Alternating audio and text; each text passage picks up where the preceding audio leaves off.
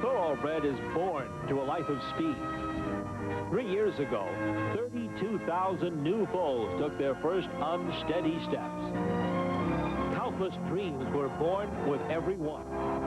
Dreams of running at this hallowed place in Kentucky on the first Saturday in May. Of all the races to be run, there will only be one Run for the Roses. One chance in a lifetime to live forever in our minds. Seattle Sloop moving away. Now opens 2.5. Undusty Run dropping up on the outside into second. Steve's friend. Here's San Hedron now closing also along the inside. Coming to the wire. Seattle Sloop opens it to 4 lengths. And down the stretch they come. Ben White on the inside leads it way ahead. On the outside here comes Ali Sheba.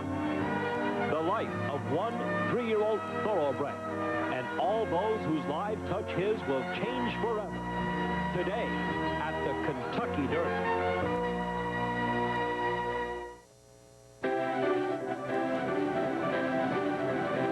The Kentucky Derby Special on ESPN. This is the day everybody in thoroughbred racing waits for.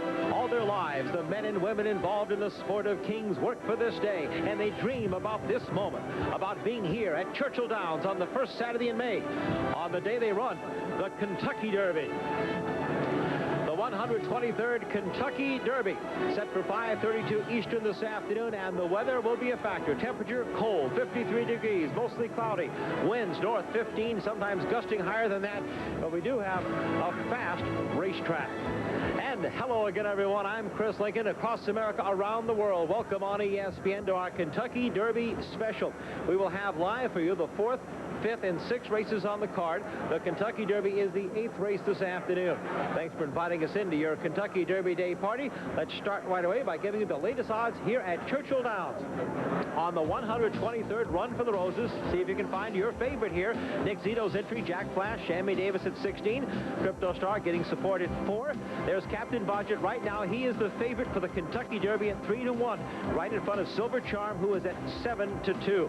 One of the real stories is that Pulpit, the 2-1 morning line favorite, has now soared to 8-1. But remember, it is early in terms of the odds here at Churchill Downs. And to get us underway with our official welcome on Kentucky Derby Day 1997, let's go to the President and Chief Executive Officer here at Churchill Downs, Mr. Tom Meeker. Hi, I'm Tom Meeker, President of Churchill Downs, and I want to welcome you to the 123rd running of the Kentucky Derby. This year we've got a special derby in store for everyone across the nation. As your eyes focus on Kentucky, and in particular Louisville, you'll see a very tactical race. We have 13 runners, which is somewhat unusual for the running of the Kentucky Derby. But I think this year the jockey and tactics will play a major role in the outcome of the 123rd running of the Kentucky Derby. Thank you, Mr. Meeker. The first of our 3 live races this afternoon, the Churchill Downs Handicap. Here are the conditions of racing. It's grade 3, $100,000 in the purse. Thoroughbreds 4 and up at 7 furlongs. We've got our experts all over the racetrack here. Caton Bader's in the winner's circle. Jeff Medder's in the backstretch. Charlene Hawks has some outstanding folks to talk to, some of the celebrities here. And our man, Bob Newmeyer, is where the action is right now. He's in the paddock here at Churchill Downs. Bob? I think the unusual feature of our opening live event here at Churchill Downs is that although it is a sprint, most of the horses prefer to run from off the pace. And that's the reason why we have a strong favorite, because he is the only horse that looks like he runs to one on the lead. And we'll quickly run down the field. Trainer Bob Baffert with 2 very high-quality horses. Number 1, Criolito, who won this race last year, has been off but is training up a storm. But high-stakes player is a now horse. He is in excellent condition, and he is at 9-2. Elamonte, you might remember him from last year. He won the Flamingo. He was a hot 3-year-old. He's had some injury problems. He's in today with Jerry Bailey. Now, I mentioned that most of these horses like to run off the pace. Frisco View is one who likes to lead. That's probably why he's the favorite. George Steinbrenner sends out Diligence. He, too, has had some back class. He, too, likes to run off the pace, and so does Top Account. He'll be flying down the lane with Patient Patrick Day aboard. So 9 entered, but when you check out the form of the horses, really 7 or 8 of them like to run from off the pace, late running sprinters. We mentioned Frisco View. He is the sole sole speed. He was scintillating here in the slop at Gulfstream Park. This was a graded race at 7 furlongs, a half mile and 44 and change. And Frisco View, written here by Jerry Bailey, but today by Shane Sellers, is the red-hot 7-5 favorite, because he'll be the main speed. Will he stand up? Well, we'll see. Tom Durkin has the call of this year's edition of the Churchill Downs Handicap. And speed has been holding up so far in the early going of the card this afternoon. And there are only this race and the 6th race on the card to be run on the main track before the Kentucky Derby. So those of you trying to figure out if there's going to be a speed bias this afternoon or not, you only have 2 opportunities, and this is one of them. The final horse, Victor Cooley, is moving into line. We'll be ready for his start. And Victor Cooley circling in behind the gate. New starter here at Churchill Downs this year, Roger Nagel. He sends them on their way. And Frisco View comes out perfectly, and he immediately assumes the lead. Long shot full range is trying to match strides with him. George Steinbrenner's horse, Diligence, on the far outside, running in 3rd. Creolito down inside, running in 4th. High stakes player between horses, 5th. Victor Cooley in the clear on the outside, 6th. Elamonte in the thick of it, 7th. He's only 4 lengths from the lead. Then Bet on Sunshine, and late running top account is the trailer. Pat Day's trying to get him closer as the field moves up the backstretch. And they reeled off an opening quarter in 22 2/5 seconds. Frisco View under pressure all the way at the half-mile pole by Full Retail, and Diligence right there with the pace on the outside 3rd. Elamonte is now moving into 4th position. Victor Cooley on the far outside. Victor Cooley now moves to 4th. Elamonte is 5th. Bet on Sunshine is picking up horses. He's a rallying 5th on the outside. Creolito shuffled back to 6th. Then High Stakes Player, and top account is still the trailer. He's still 10 lengths behind as they turn for home, and Diligence storms to the front at the top of the stretch. It is Diligence, the leader. Frisco View trying to come back toward the inside. Victor Cooley is there. Full Retail is in between horses. Bet on Sunshine on the far outside is 5th. Then Elamonte, top account, moving late into the final 16th. Diligence, the leader. It's Diligence, a length and a half. Victor Cooley running in 2nd. They're coming down to the line. It's Diligence and Victor Cooley, and Diligence has won. Diligence, the winner by 3/4 of a length. Victor Cooley finishing 2nd, and it's a photo for 3rd. Mike Smith was aboard the winner, Diligence, today, riding for owner George Steinbrenner, who will be sending out Concerto later on this afternoon. Mike Smith will be aboard. Hello. And the final time, a snappy 1:22.1. I tell you, the folks of Thoroughbred Racing love signs. They love omens. And when they have omens like this, when Diligence has not won a race in more than a year, comes down the stretch here and wins the Churchill Downs Handicap. Let's take a look with Bob Newmeyer. Well, back in 1991, trainer Nick Zito won this race with 36 red, and as I remember it, kind of a similar scenario. A hot 3-year-old that came back and won it 4. The same can be said of Diligence. This horse was very highly regarded last year. He was 2nd in the Naira Mile at Aqueduct, and here he is. He's a rare roan colt, the son of Miss Wacky, and he was very sharp today under Mike Smith. He ran a big prep race for this, if you will, at Keeneland on April 10th. They had a nice workout in between, and Nick Zito has done it again with Diligence, and as Chris pointed out, hoping this is a portent of things to come for the boss, George Steinbrenner, with Concerto a little bit later on. Chris?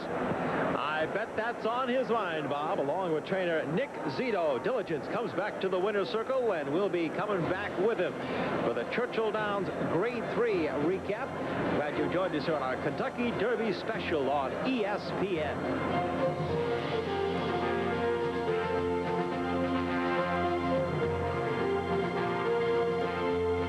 Thrifty Car Rental Racing Across America is being presented by ESPN's coverage of the 1997 Kentucky Derby Special is being brought to you by Thrifty Car Rental.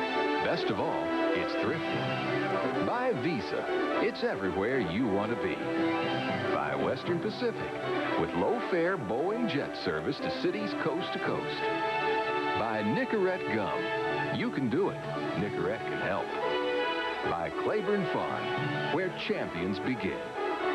And by the Las Vegas Convention and Visitors Authority. Get away from the ordinary and discover the extraordinary Las Vegas. Call your travel agent today. Diligence comes in the winner's circle of the Churchill Downs Handicap. This grade 3 $100,000 stake. Mike Smith is aboard for Kinsman Stable. That's the stable name of owner George Steinbrenner. That's right, the same boss of the New York Yankees. The trainer Nick Zito, and of course they will team up with Concerto later in the Kentucky Derby. Tom Durkin, another look.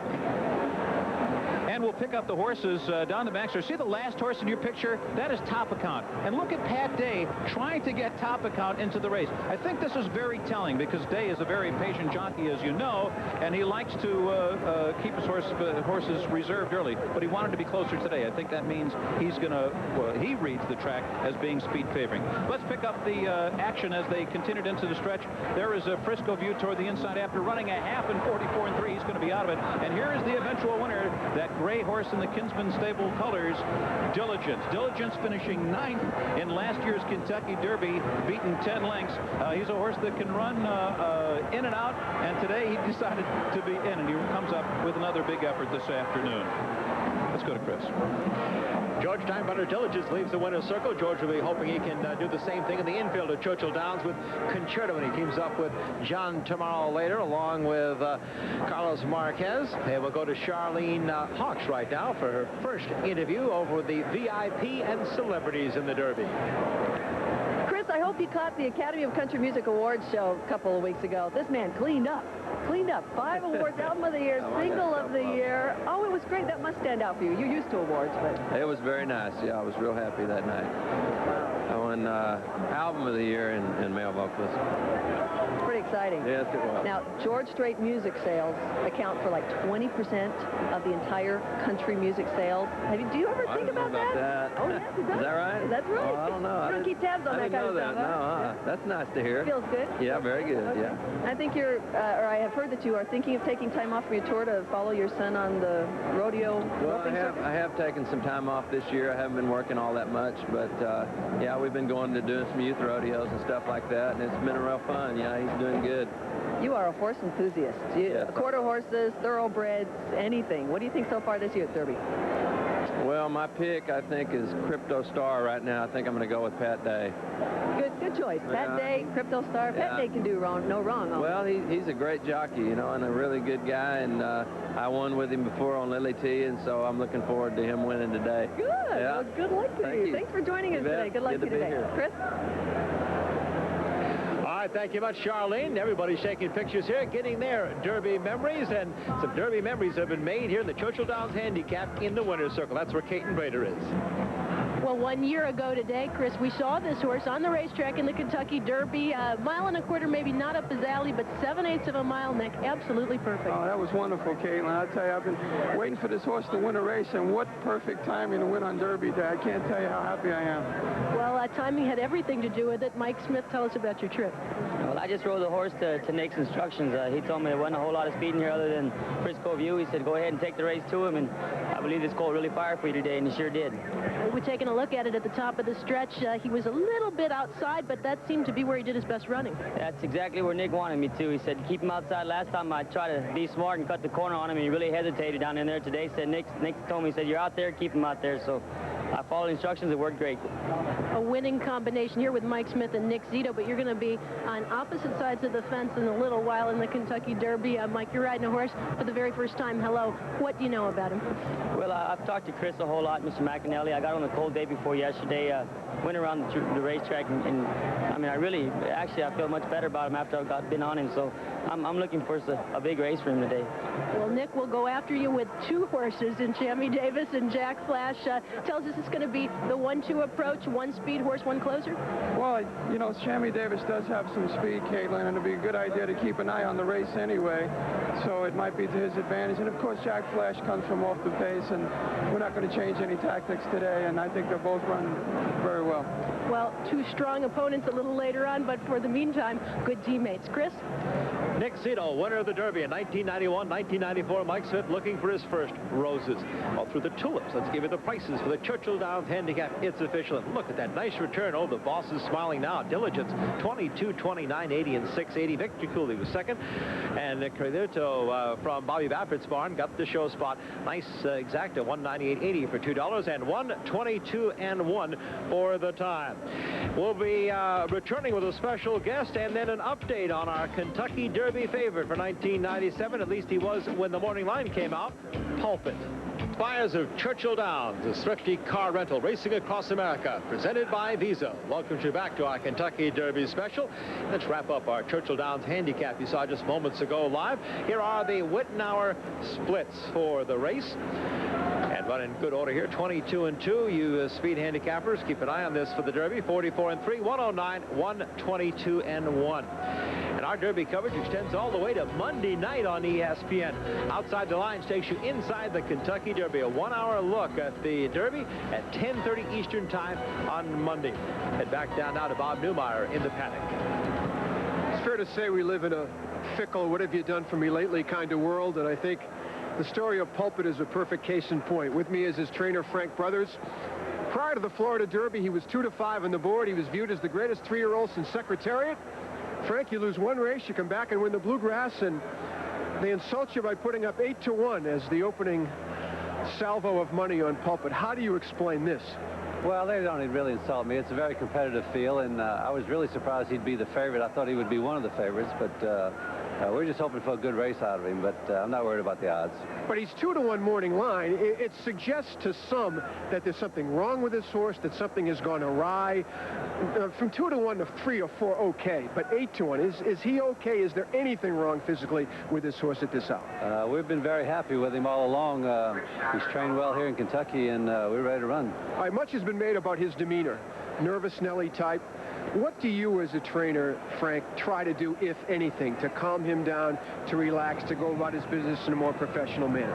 Well, we spend a lot of time with him in the mornings, a lot of time on the racetrack, just settling him down, and he's really come a long way in a short period of time. We school him a lot in the paddock and the gates and different things like that, and he's really improved, and he's a horse that probably could have went the other way with the races that he's had. And the race that we just saw was a nice stretch drive in the Bluegrass when he ran a very, very nice speed figure. Frank, tell me about instructions to Shane Sellers. Some talk about a slow pace. I think Pulpit is capable of getting involved in the early mix if he wants to. How do you view the pace of this race? What will your instructions be to Shane Sellers? Well, it's a Derby, and you never know. You know, when the gates open, everything changes. But hopefully he breaks well, and we'd like to have him forwardly placed, put him right in the game, and then Shane will make his decision, probably going in the first turn, whether he can go on with him or take back a little, depending on how fast he thinks the pace will be. Well, good luck, Frank. Thank you. Appreciate it. For now, the bloom is off the rose for Pulpit, but we'll see whether he's back on after the Derby a little bit later on today. Chris? The Derby's all about traditions like mint juleps and roses. There's a new tradition. That's Visa. And here's Carl Pasquarello, their president, chief executive officer. And in just 2 years, Carl, you have become quite a tradition in the entire Triple Crown. Well, thanks, Chris. We really cherish our position with the Triple Crown. It's been an awful great representation and partnership with Visa. It's allowed us to position our media advertising. As a matter of fact, this year, we're weighting our media up to 50% in terms of the Triple Crown advertising and leveraging that against American Express in terms of using your Visa card. It's everywhere you want to be, and they don't take American Express with a Triple Crown. Well, Visa is everywhere you want to be, including the website. Now, what is this on the World Wide Web? Well, we're really pleased with that. As a matter of fact, now you know how important the web technology is to all the consumers in general. And now you can dial into the website and look at where the standings are for the Triple Crown Challenge or the 3-year-old challenge. And it's something that we're really, really proud of to offer this extension of our partnership with the Triple Crown. Carl Pasquarello of Visa, and of course their Visa Championship points have been something we've all followed this spring. Captain Bodger Pulpit are tied right now at the top of 21, headed to the Kentucky Derby, and the points continue right through the Travers through August. We'll be back with more of our Kentucky Derby special here from Churchill Downs and the famed Twin Spires. We're glad you're with us on Derby Day 97. Aristides won the first Kentucky Derby ever run in 1875. That bronze is to honor him here on the backside, the front side of Churchill Downs, right by the Paddock area. And up to the roof to the Twin Spires, and now to the conditions for the 1997 Kentucky Derby. $1 million in the purse, grade 1, the first of the Triple Crown series for the 3-year-olds. All the 3-year-olds going 1.25 miles and carrying 126 pounds, more weight and further than they've ever had to run before. We talk about Derby Day great traditions. One I certainly remember is a gentleman with ABC Sports. He's been their host for so many Kentucky Derbies since I was little. All right, since I was young. Here's Jim McKay and his Derby thoughts. If there's a single word to describe the scene here at Churchill Downs today, it is color. We're first struck by the deep green of the infield turf course, contrasting with the rich brown of the dirt track on which the Derby will be run. There's the soft gray and white of the twin spires silhouetted against the sky, and the red, white, and blue of the American flag in the infield. Soon we'll be seeing the shiny brown coats of the thoroughbreds entered in the great race. Today there are a couple of grays in the field for contrast. Every color in the rainbow will be found in the silks of the various owners as the jockeys and their mounts come from the tunnel onto the track for the post-parade.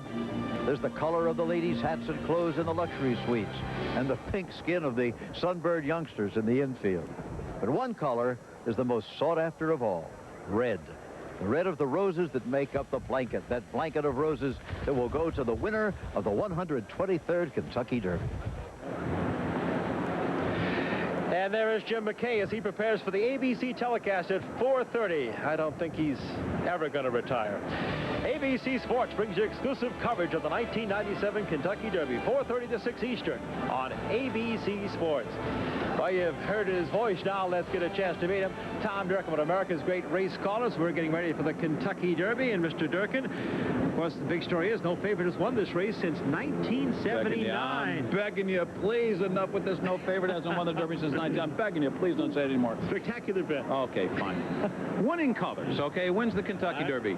She was 3.40 to 1. So was Private Terms, 3.40 to 1. But Private Terms was the favorite because somebody bet a couple $100 extra on him. If they'd have gone with winning colors, she'd have been the favorite. We wouldn't be having this conversation. And when Swale won it, he would have been the favorite were it not for the fact that the favorite was two horses, a couple entry. If they had run separately, then Swale would have been the favorite. He would have won the Kentucky Derby. The same thing happened the year before with Sonny's Halo. I'm begging you enough with this.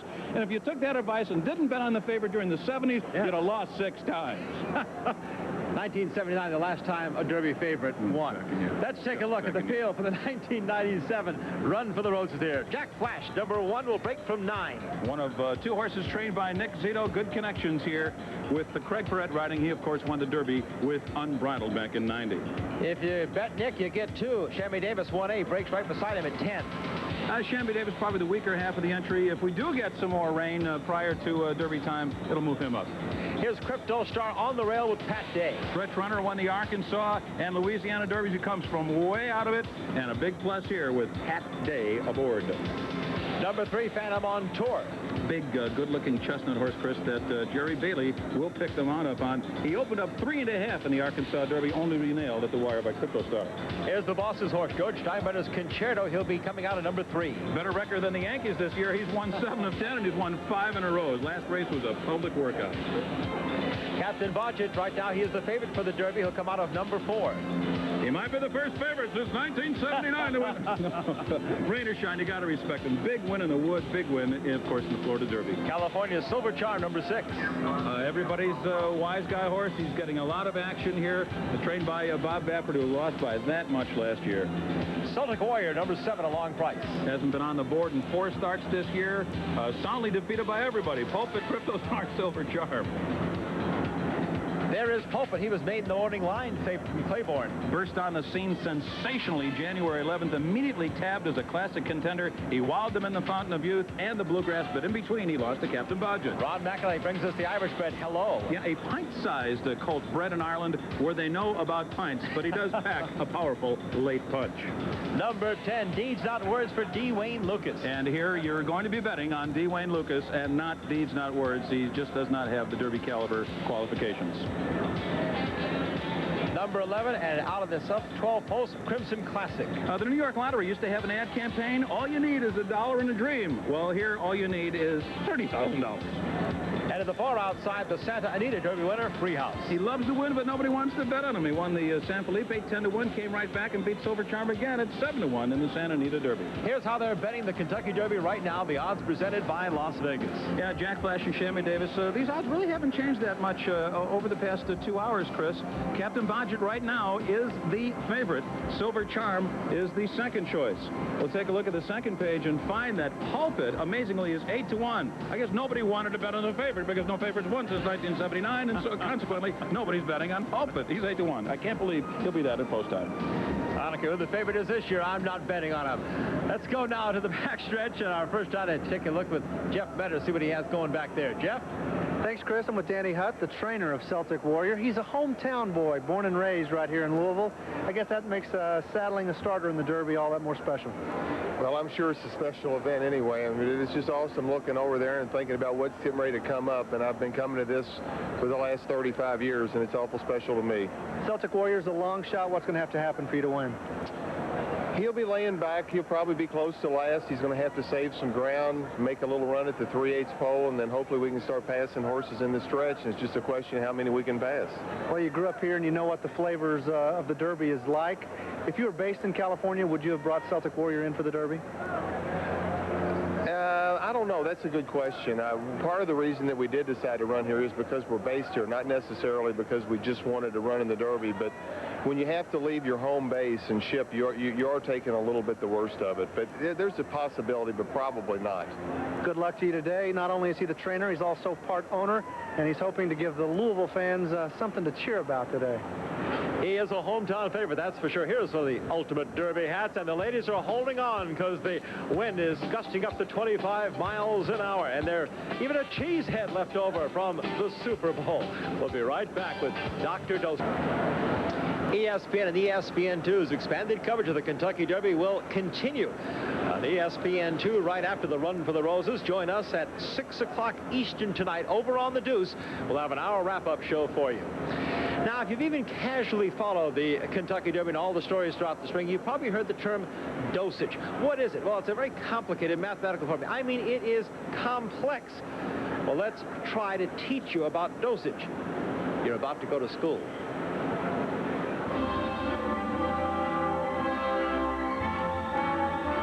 In our quest for the Derby winner, we turn to academia, science, to the dosage theory, that arcane abstraction of equine genetics and mathematics that unfailingly projects the Derby winner each year. We go to the hallowed halls of higher learning for the explanation, where the eager and probing minds of youth search for the answers. Good morning, class. Dosage theory is based on a list of influential sires called chefs de race. Why are they called chefs de race instead of influential sires? It sounds better. Now, take notes. Questions later. Chefs de race are classified into 5 different categories, either brilliant, intermediate, classic, solid, or professional, depending on their ability to either pass on speed and precociousness or stamina and maturity. Speed on the left, stamina on the right. Classic covers both categories. It is in the middle. The higher the dosage index number, the more speed. That is, the less likely a horse will be able to last the longer distances of races such as the Kentucky Derby. And now, my dear students, time now to arrive at the all-important dosage index number. My aide, Miss Fleshcraven, will assist with the math. Here is the 4-generation pedigree of Derby runner Hello. In dosage theory, we assign 16 points to the chef de race that appears in the 1st generation. Sorry, Lysias is not. 8 points to each chef de race in the 2nd generation. Mr. Prospector, a chef de race, qualifies in 2 categories. 4 points for the brilliant, 4 points for the classic. In the 3rd generation, we assign 4 points for each chef de race. Are you with me, class? And in the 4th generation, 2 points for each chef de race that appears in the pedigree. Adding those points to the respective categories, we totaled the points in each category. Well done, Fleshcraven. Because the classic category is both speed and stamina, we split those numbers. Now, to arrive at the dosage index number, we divide the points from the speed wing, which total 19.5, by the 6.5 points from the stamina wing. There it is. Hello's dosage index is 3.0. He qualifies to win the Derby. Questions? Yes, Periwinkle. What if a horse's sire isn't a chef de race? Too bad. Dinwiddie? Every horse has a sire and a dam. Don't females count in dosage? No. Mr. Waterpick. Strike the Gold won the Derby with a dosage of 9.0. Isn't that too high? Ah, but he qualifies now, Waterpick. We just made his sire, Alidar, a chef de race. Then the math changes. Voila, a dosage qualifier under the magic mark of 4.0.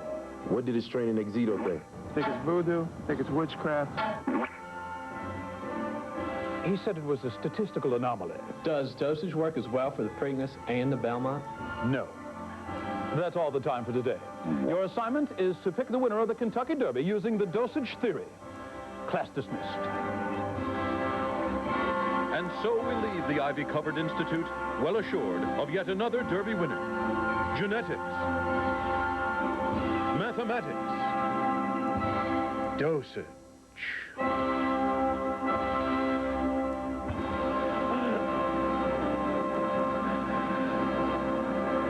I had no idea, Professor. None. Now, okay, I've got that part. 4, that's the mark. What about dual qualifiers? Well, dual qualifiers, basically, you have to have less than 4.0 dosage index, and you had to be a pretty good 2-year-old on the experimental handicap list. And who has that? Well, Silver Charm and Hello are dual qualifiers, but let's take a look at the horses that do qualify under the regular dosage index, and it's just about all of them, which is not uncommon in Kentucky Derby history. And then we'll go to the 3 horses that don't. Concerto's just over, so is Jack Flash, and Phantom on Tour doesn't figure to get the 1.25 mile distance. Do you think your mother's watching? Boy, I really hope not. We'll be back with the Professor and the rest of the gang as ESPN continues with the Kentucky Derby Special. Kentucky Derby Day at Churchill Downs. This day has really turned into one of the great days of American racing. We have 3 graded stakes we're showing you here live on our ESPN Kentucky Derby Special. Much of the credit goes to Donnie Richardson, the stakes coordinator here. And we want to say a special word to Donnie's wife, Teresa. She's very ill in a hospital here in Louisville. I know she's watching. Believe me, Donnie's thoughts are with you today as well, Teresa. Let's set up one of those stakes that your husband helped put together, and it is a dandy for us. Here are the conditions now of our next live event on ESPN, the Providian Mile. At a mile on the turf, $100,000, grade 3, fillies and mares 3 and up. And for more on the race, down to Bob Newmeyer. Grass racing very popular both here and abroad, and conveniently enough, we have 3 European breds to join our North American breds for this Providian Mile. This is 1 mile on the grass, and the public has settled on 2 horses of very different running styles. One of them is the co-favorite, Thrilling Day, appropriately enough, with Patrick Day aboard. He's the 5-2 second choice, so she'll be coming from way back. She won the Jenny Wiley at Keeneland in smashing fashion. Master Colors might prefer the dirt than the grass, but she's going to give it a shot today. Then we have Mariuka, Crystal Mine, and Polish Spring. She's an Irish bred. Then we get on to the favorite. That'll be Romy, and she will be on the lead, no doubt, here this afternoon. Kardashina is a European import, but she likes the long distances. A mile might be just a bit too short. And then 3 horses that I think all have an appropriate chance. One of them, Dance Clear, number 8, with the red-hot Alex Solis. Streisand with Jerry Bailey, and B.A. Valentine is the filly they put on the grass, and she's been 2 for 2. Well, this is the Providian Mile, and joining us per usual is Irv Bailey of Providian, and financial services is their game, and why the support of this race on this day, Irv?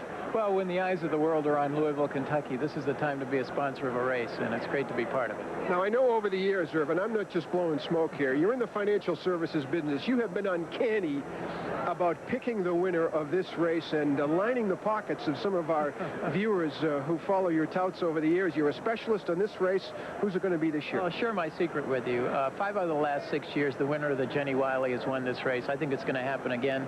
Thrilling Day. Irv, going to the notebook to coming up with a few nuggets for us. So, Thrilling Day is your choice. Sure is. Nice to have you with us as usual. Great to be here. Thank you. All right, let's go to Charlene Hawks. Thank you, Bob. Braving the cold with me out here outside the Turf Club is star of big and small screen, Leah Thompson. It's great to have you here. You're looking Derby picture perfect in your hat. Thank you. It's very exciting. What do you think of all the Derby traditions? Oh, it's so fun. I'm just having so much fun. I brought my girlfriend, Debbie, and we're just exhausted from so much fun. And it's your first time here? How did this Derby trip come about? Well, they invited invited me, so I came. I like a party, and it's really great. I always love it when there's a feeling of tradition and people just having a great time, and I love horses, so it's really exciting for me. Have you been watching horses a lot, horse racing, that kind of thing? Yeah, my husband loves jumping horses. He has jumping horses, so I've just started getting into that, and they're amazing animals, and the ones here have so much heart, and it's so exciting to be right there when they're running. It's exciting. I just want to get on one of them. Hey, I'd love to see that. That'd be a lot of fun, huh? Hey, you know, you've been the star of Carolina City for a while, but you also do feature films. What's next in the works? Well, you know, I've been working so hard, and my husband's directing, and so I have 2 little kids, so I'm really going to take some time off and just be with them until I start the next season. And I have sweeps coming up, and I'm pushing that, and I'm just going to take some time off. Sounds pretty smart. Have you been studying the horses for the Derby? Yeah, a little bit, and I know Jerry Bailey, so I keep betting on him. He's a jockey, and so far I haven't won, Jerry. Well, good luck to you. You fit right in here at the Derby. Good luck. Thank you. It's great. Chris? Horses in the paddock for the Providian Mile on the Matt Wynn Turf Course when we come back at Churchill Downs. Leroy Neiman's played a big part in this Derby Festival. Here he is sketching Pat Day. Living Legends, located at 24th. We had an all-time record crowd for Oaks Day yesterday at Churchill Downs, the second biggest crowd of American race fans together at any racetrack. Today they'll top that by some measure too here at the Kentucky Derby. Quick look at the favorites as they stand right now for the 123rd Run for the Roses. Captain Bodgett at 3, Silver Charm just off him, and Crypto Star at 4-1.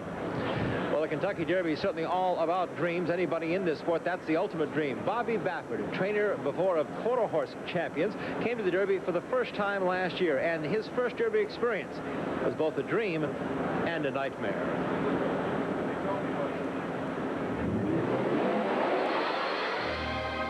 Well, last year when I first came here, it was like taking your child to Disneyland for the first time.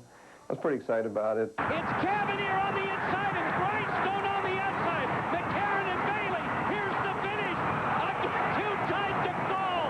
Was it Cavalier? I really thought he'd won the race, so I really felt that jubilation, that feeling like, you know, I did it, and, you know, what's next? What else can I do in this business? So, so all of a sudden everybody started, you know, my wife tells me, I said, we won. And she says, I think you ran second. And I told her, you don't even go to the races. How in the hell would you know? The photo finish picture showed what Sherry thought and what Bobby feared. He had become the 3rd trainer in history to know what it was like to lose America's most famous race by a nose. His Derby debut and his Derby dream came up just short. For about 30 seconds, I had the feeling. I mean, you know, I think it's a feeling that feeling, I don't think I'll ever have it. I could win a Derby, you know, I don't know, but not like I had for that one, you know, being my first time here and everything else. But for a month last year, I was such in deep depression because the thing is, it's so hard. There's so many great trainers that have come this far, and if you don't luck and get a Derby horse, they're hard to find. And I just thought that I would never get, you know, when would I be back here? When can I enjoy that thing? So it was one of those deals where I hope I get another Derby horse, but I didn't think I'd be back this soon. Baffert is back, this time with Bob and Beverly Lewis's Silver Charm, racing on the inside here in the Santa Anita Derby, just losing to Freehouse at the wire in another photo. But Bobby's frustration has turned to confidence now. The Silver Charm has really blossomed in the morning at Churchill Downs. Looks good right now. Everything has to be right on target. You can't miss anything. There can't be any little glitches in the whole operation. So we just have the horse ready. We'll have him in position to win, hopefully. When he hits a 3/8 pole, I'm just going to be hoping for him to be moving forward and not moving backwards, and that's all you can ask. Baffert, the University of Arizona graduate, is hoping his alma mater's upset victory in college basketball's championship game is a good sign, and that his 1997 Derby dream will come true. They're all going to see, hopefully this is the deal, to see this, right? Silver Charm and Bobby Baffert's new dream. Here are some of the fans. Hello down there. They must be out of their minds. They're having a great time on Derby Day, but I guarantee you they're warmer than we are. There's the honor guard as they're waiting for the Kentucky Derby. So are we. It wouldn't be the Derby without hats, and there are all kinds of hats, all sizes and many colorful hats.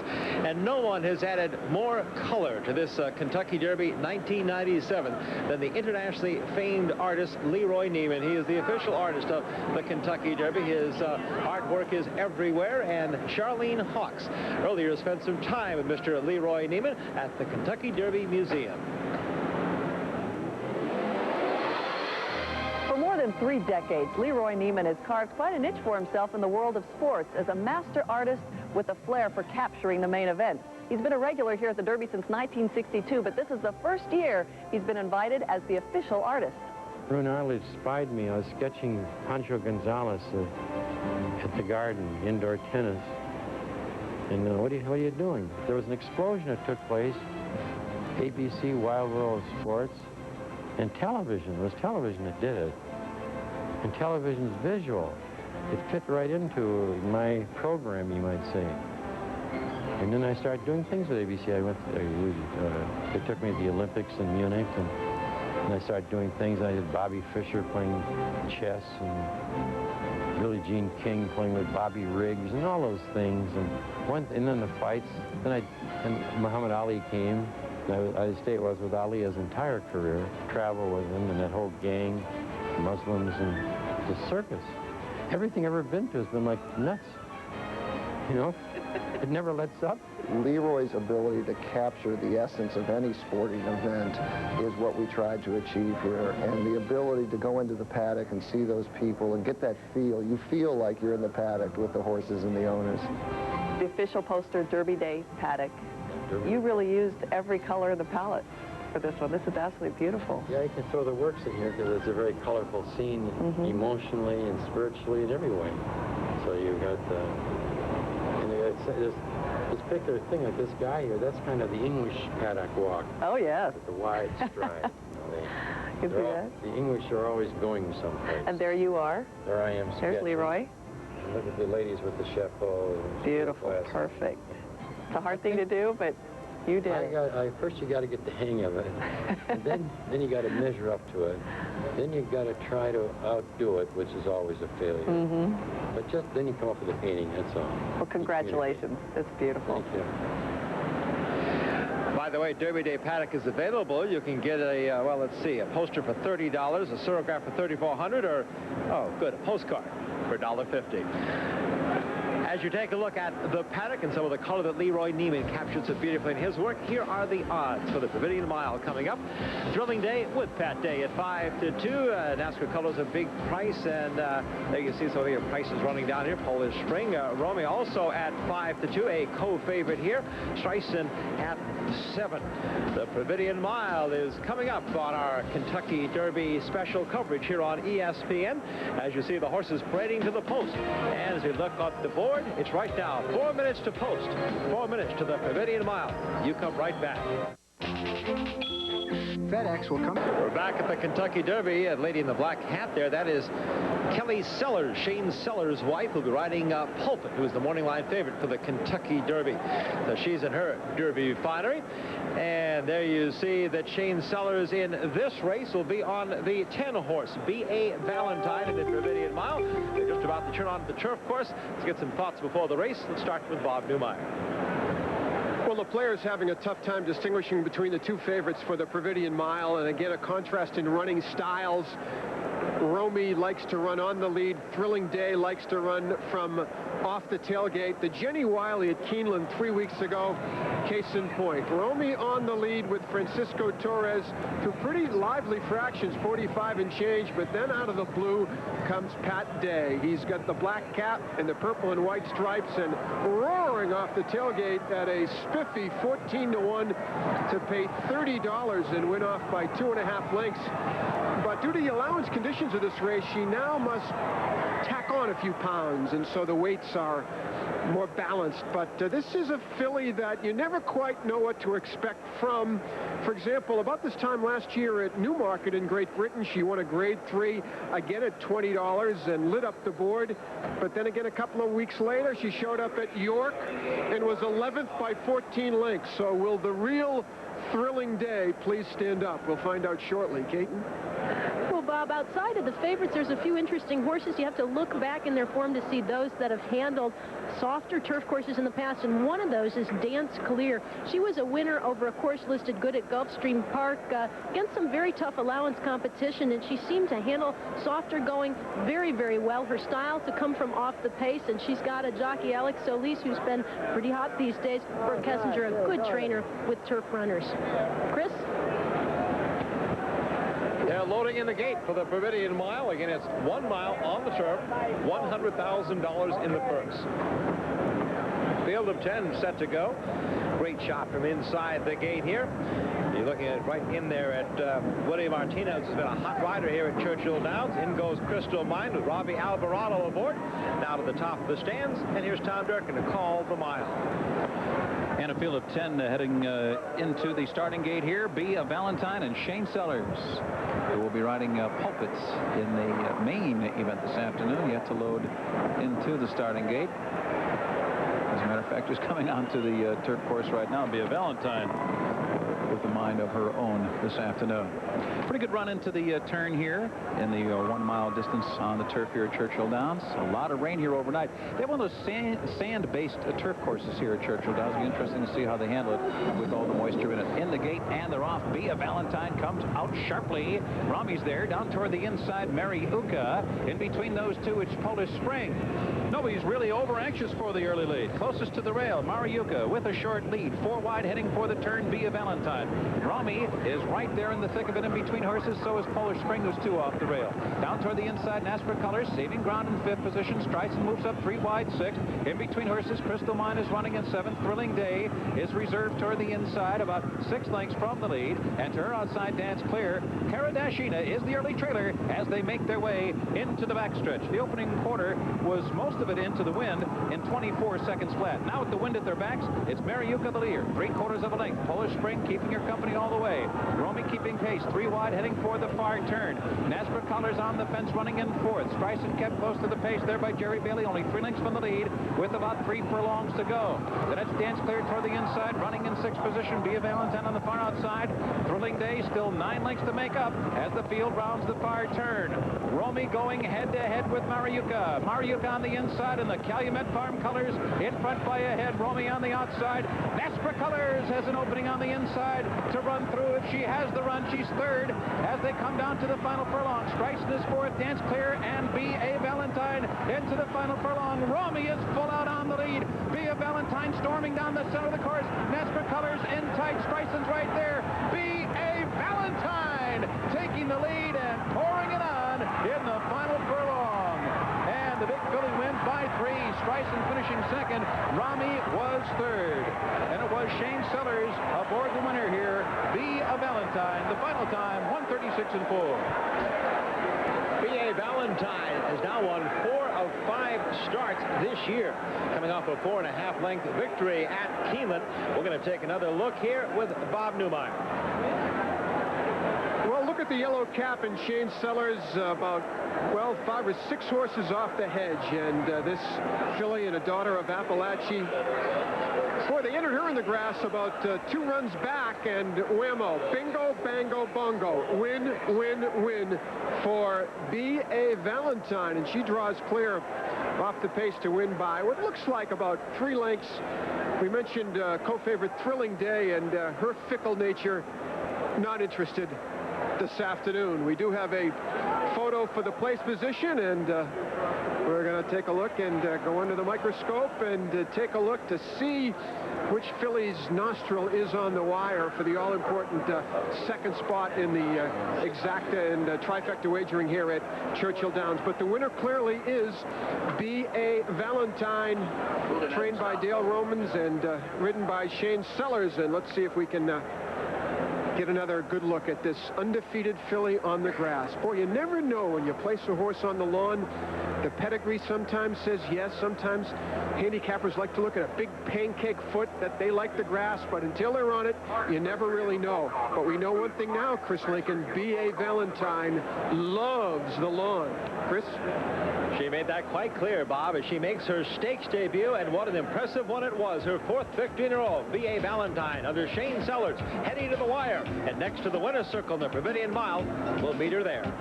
ESPN's coverage of the 1997 Kentucky Derby Special is being brought to you by Visa. It's everywhere you want to be.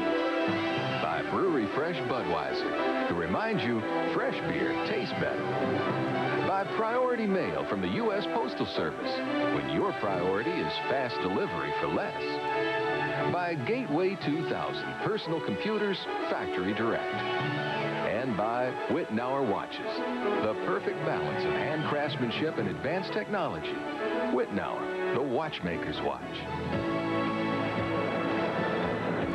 They've just run the 5th race here on Derby Day, the Providian Mile. They're in the winner's circle is B.A. Valentine, owned by Alberta Butner and bred by Alberta Butner here in the Commonwealth of Kentucky, trained by Dale Romans and ridden to victory by Shane Sellers. And to recap it for you, here again is the man who called it, Tom Durkin.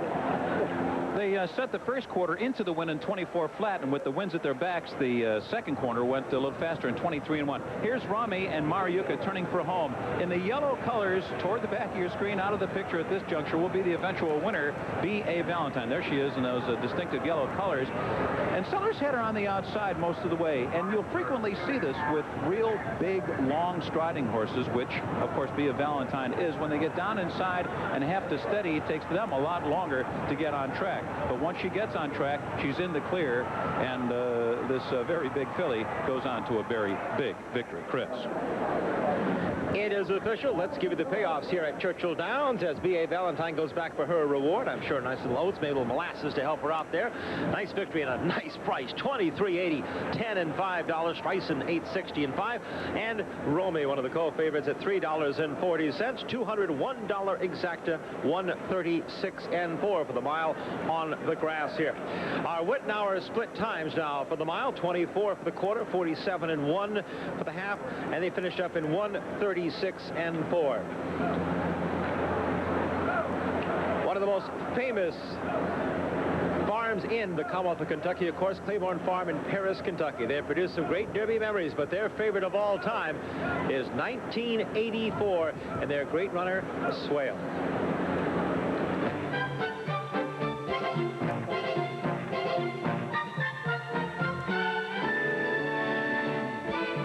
Since 1915, Claiborne Farm was founded in Paris, Kentucky.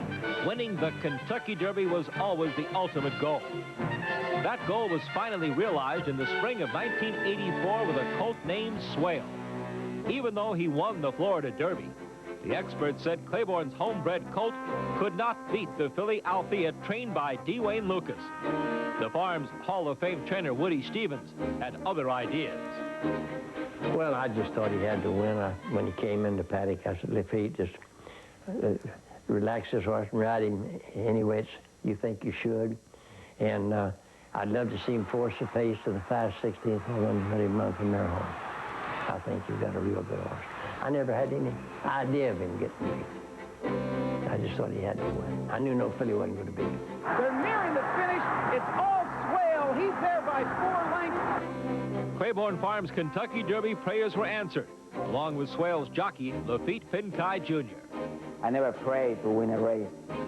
But this time, I asked for God to give me a push in the Derby, and I guess he did. Well, Bull's widow, Waddell, and the entire Hancock family really having Derby dreams this year, of course, as they have Pulpit, owned and bred by Claiborne Farm. And I know they have some major Derby dreams in 1997. Let's go down now to Caton Brader, and another fellow has a pretty good Derby fever going, too. He's got the right colored silks, too, the same ones he'll be wearing a little later on, but right now they were being worn on B.A. Valentine. Off to an excellent start. She handled this course exceptionally well, Shane. She really did. We had a bad post in the 10 hole and a short run into the turn, and she's got speed, and she broke good, and I couldn't get her around the first turn. She was bearing out pretty good, and you know, I told Dale it wasn't pretty, but we got the job done. When you picked up the action through the stretch, she really had already made the gist of her move, but was gaining on the leaders, and you had all the room in the world. Well, she's a very talented filly, and even here, she's getting out with me real bad, but she's running, and I was getting to them, and she's got such a long stride, she just kind of eats up the horses, and, you know, here she was home free. Any anxious moments in that one, Trainer Dale Romans? Had me very worried going down the backside, because I expected her to be close to the lead. When she dropped back all the way back to last, I thought something might have happened, but she came running down the lane. And she's turned into a gem of consistency for you. Congratulations. Thank you. Shane, a little later on, again, we said you would be wearing the same color aboard Pulpit for the Claiborne Farm. Any thoughts as we're getting closer to Post-Con? Well, I'm just glad I got this one out of my way. You know, I win one in the last 2 days, and it wasn't looking too good for Shane Sellers, but I'm just so happy for Dale, and hopefully it's the start of some good things to come later on in the afternoon. Hopefully we'll see you back later on, Shane. Good luck with Pulpit in the Kentucky Derby. Chris? There you see him cross the finish line at B.A. Valentine, but don't you know he'd love to be crossing the finish line about 5:35 this afternoon in the 123rd Kentucky Derby. That's jockey Shane Sellers. He'll ride Pulpit. Circle for the Kentucky Derby used only one time a year and only for one race. The Derby here at Churchill Downs. ABC is going to be giving you some incredible pictures coming up with their coverage starting at 4:30. You're looking at Jockey Can, that carried by Corey Nakatani in the last race, the Providian Mile. Is ABC doing some of their technical checking there, and glad they've picked up Jockey Can. First debuted, we're proud to say, here on ESPN. The Kentucky Derby, their 90-minute coverage coming up next on ABC Sports. Well, the excitement's starting to build, and we're going to head down to Caton Bader now in the winner's circle. One of the jockeys that'll be wearing jockey cam, Alex Solis, rides for Team Valor, which is a large group of professional people who have to move heaven and earth just to get enough seats to get into Churchill Downs today and watch their horse run. But actually watching him run is just part of the fun in owning a horse like Captain Bodgett. Remember, these are business people, all of them. They like the glory, they like what comes with a Kentucky Derby runner, but most of all, show them the money. At the racetrack, you usually can't tell the horses without a program. In Captain Bodgett's case, you can't keep track of his ownership without a phone book. Unlike the traditional racehorse that's owned by a family or a farm, Captain Bodgett has 32 owners. The man in charge of this high-flying racing syndicate is Barry Irwin, president of Team Valor. Irwin says Team Valor took its cue from another famous racing team. We had a predecessor, Dogwood Farm, Cott Campbell, and basically we've patterned a lot of what we do on what he did. He broke ground, and even though we've been around for 10 years ourselves, we're still breaking ground. We're breaking ground this week here at Churchill Downs. If our horse is lucky enough to win, I think you'll see more people in the winner's circle than they've ever had there before. It's a great story. I mean, and hopefully, you know, we can win this Derby, and what it'll be is, you know, instead of maybe one or two owners that own the horse or just the farm, this is people from all over the country that own a piece of this horse. And it's going to be great. It's already been great. Bought for $500,000 in February, Captain Bodgett has won the Florida Derby and the Wood Memorial and storms into Louisville as the post-time favorite. Team Valor's had a lot of fun and has made a lot of money. We're in a position, if we wanted to sell it today, if I want to go over and talk to my man, D. Wayne Lucas, right now, I bet we can get $5 million for it. So everybody that's been involved in it is going to make money, and whoever buys it from us, whichever Japanese farm comes along and buys it, they're going to make money. But the Kentucky Derby is about more than just money. It's about a trophy, a championship. Last year, legendary owner W.T. Young won his first Kentucky Derby after years of success in racing. Again, Team Valor bought Captain Bodgett just 3 months ago, and today, the horse has a big shot. I always thought that we'd have a horse in the Derby, you know, at least one or two, and, you know, maybe, you know, have an 8-to-1 chance, a 12-to-1 chance, some horse that looked like it had a chance and belonged, but, you know, you really couldn't figure it. And to have a horse like this in this short a period of time, and to my mind, just basically luck into it, it's just beyond belief. Well, here's a quick pop quiz for you this afternoon, and that is if you were to name the top 6-8 jockeys in racing today, I think if you included the names Alex Solis, Shane Sellers, and Mike Smith, you'd certainly have 6 of the top 8, no question about it. But to underscore just how difficult it is to win the Kentucky Derby, all 3 jocks with the last name beginning with S striking out. Solis, 7 runs, just 1/3. He'll be aboard Captain Bodgy today. Mike Smith, he has 7 starts, 1 second. And Shane Sellers, who's aboard Pulpit, the same deal, 7 starts, 1/3. And you combine that with trainer Ron McAnally, who's a Hall of Famer, who hasn't even been close in this race. It just goes to show you how difficult it is to win the Kentucky Derby. So Solis and Smith and Sellers all start with S. Hope to get off the schneid here this afternoon. Let's go to Jeff. Well, if you head towards the track, it's pretty wild there. The weather hasn't dampened too many spirits. It's loud and rowdy and very spirited. The job facing these trainers right now, keeping things quiet and low-key, and I'm at the favorite, Captain Bodgett's barn, and they have succeeded here. It's quiet, it's relaxed, and I'm sure they're not thinking about the fact that the 17 favorites before him have managed to not win the Kentucky Derby, but when you're looking for something calm and quiet and cool, well, these guys have succeeded at this barn so far. When we come back, we'll track a phantom roaming Churchill Downs. He's a phantom on tour and one of those running in the 123rd Kentucky Derby. The fans are looking for a winner. We'll try to get one for you, too. I do not believe the sun is going to shine on my old Kentucky home in 1997. Cold, blustery, and breezy here at Churchill Downs on the first Saturday in May. Here are the current odds for the Kentucky Derby as we welcome you back to Churchill Downs with Tom Durkin here. Catch up on the field of 13 now and some comments as you look at the odds right now, Tom. Jack Flash and Shammy Davis been holding at that number most of the day. Crypto Star at 4-1. Right now, the 3rd choice of the public. Phantom on Tour is going to be a long price. Concerto will probably go off somewhere around 10-1, maybe a little bit higher. Captain Bodgett right now is the Derby favorite. Silver Charm, the 2nd choice. We'll pan through the rest of the field and see that the real surprise there, Pulpit right now at 8-1. He's been 8-1 all day. Little update on the weather. We just found out the current temperature is 53 degrees. The wind is about 200 miles an hour. We're standing here. Now, Tom, all right, I know you don't want to hear the favorite is not won since 1979 Spectacular Bed. But ha-ha, I have another one for you. No horse has won the Kentucky Derby that did not race as a 2-year-old since Apollo, 1882. Pulpit, aha, did not race as a 2-year-old. Well, yes, okay, fine. With 123 years of history, yes, you are going to get a lot of facts. Some of them more salient than others. Had Pulpit run his first race just 12 days earlier, we wouldn't be having this conversation. But as I did say, there is a lot of history here at Churchill Downs, and there's a couple guys here this week, Cal Partee and Lynn Whiting, who'd like to see history repeat itself.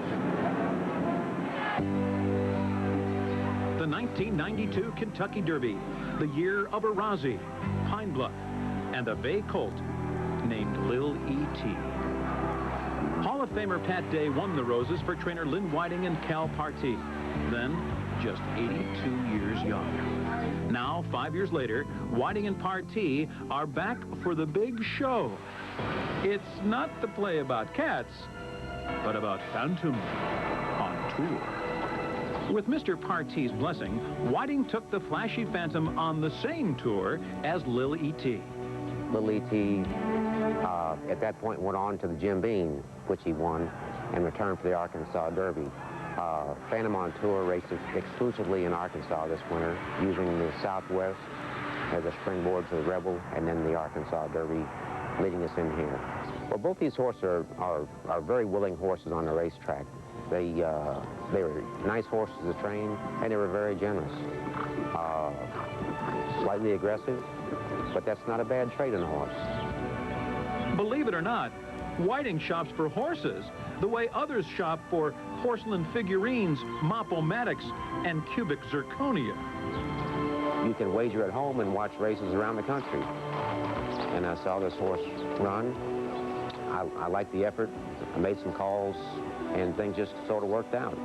Can the Partee-Whiting dream be achieved again? Prior to 1992 with Lil E.T.'s, it always looked like now we've gotten to the mountain. And it is obtainable. We can get there. And just for a little extra luck, he's bringing something out of mothballs.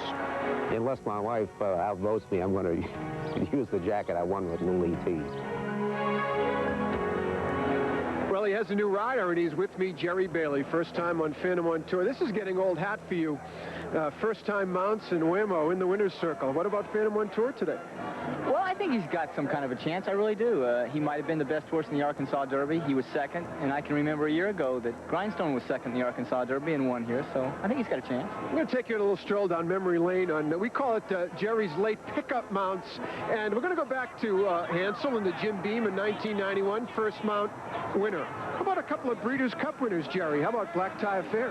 Yeah, he was a great horse. He went to the lead and just kept on sailing right here at Churchill. And then the one I remember, Archon, cost me about 50 grand in a Breeders' Cup pick 7.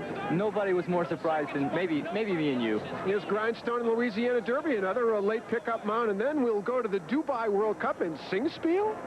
It seems I do well the first time on horses. And that's the case here this afternoon with a smiling Jerry Bailey. Looks like Front Speed's playing pretty well, and in a paceless race, I know that there was some talk about Phantom on Tour maybe being a little too close to it in his last race at Oaklawn. How are you going to deal with all that stuff? Well, the pace has been holding up here the last couple of days, and I don't think that Len was so concerned about him going to the lead so soon, but him opening up at the 3/16 pole. So if I do happen to find myself on the lead, I'll just have to be very, very concerned about where I actually ask him. It might be inside the 16th pole. As a guy who has won this race, and it was such a thrill, your thoughts on the emotions of the day and what it means to riders. I mean, Alex Solis was talking earlier about just he's so thrilled to be here and have a shot on a favorite like Captain Bodgett. The exhilaration is unbelievable. You know, you look forward to doing this all your life, and the relief, at least for me, the first one, the relief was unbelievable. And then the excitement that comes over you. I mean, I'm not an emotional guy, really, and I started crying. Well, he's had some luck with so-called pickup mounts, and he has one today in Phantom on Tour. We'll see if that form holds well. Chris, take it away. We're just over 2 hours away from the running of the 123rd Kentucky Derby. Much more coming up.